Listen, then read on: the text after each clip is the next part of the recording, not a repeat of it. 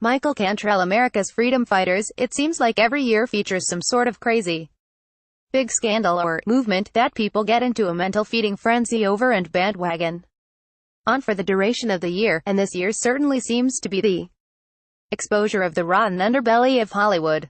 It all started with film producer Harvey Weinstein, then jumped over to House of Cards star Kevin Spacey, and it snowballed to hit many of the biggest players in the film and entertainment industry.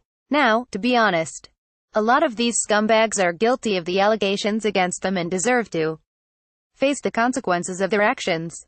In fact, justice is way past due for many of them. However, there is always the possibility that some of the allegations are from folks desperate to make a name for themselves by destroying the reputation of others, which is what makes it all the more critical for the principle of innocent until proven guilty to be upheld and practiced as these matters are handled. One of the latest cases in this cleansing has to do with talk show host Tavis Smiley, who recently spoke with Fox News and said that he's still not sure why PBS suspended him, as they have refused to reveal the specific allegations made against him.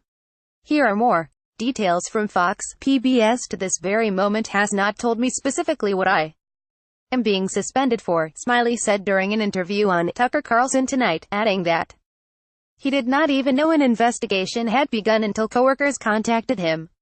PBS launched an investigation without telling me about it, he said.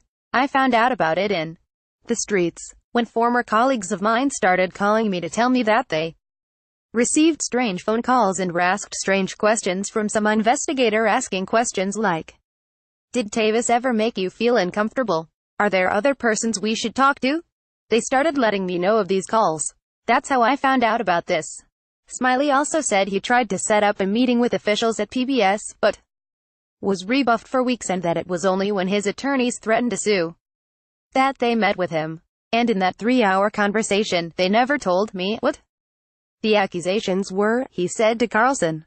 Who the accusers were. I was never allowed to provide any data, any evidence to debunk anything. Perhaps I could have debunked, Smiley went on to say that PBS wouldn't allow him to present any evidence and feels the network did not extend to him any sort of due process, nor did anyone from the network speak with his current staff, only with those who are former employees.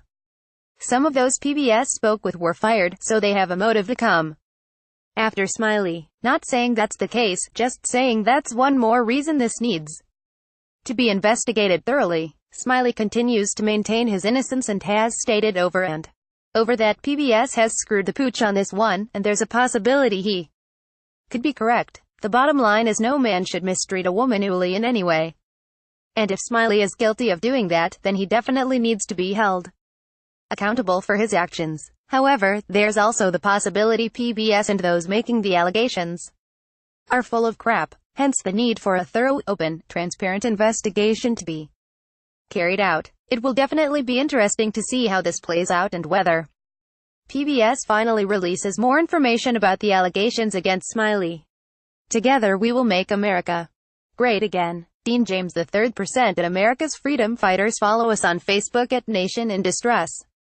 Please like and share on Facebook and Twitter. Like us on Facebook, follow us on Twitter. Subscribe to our newsletter.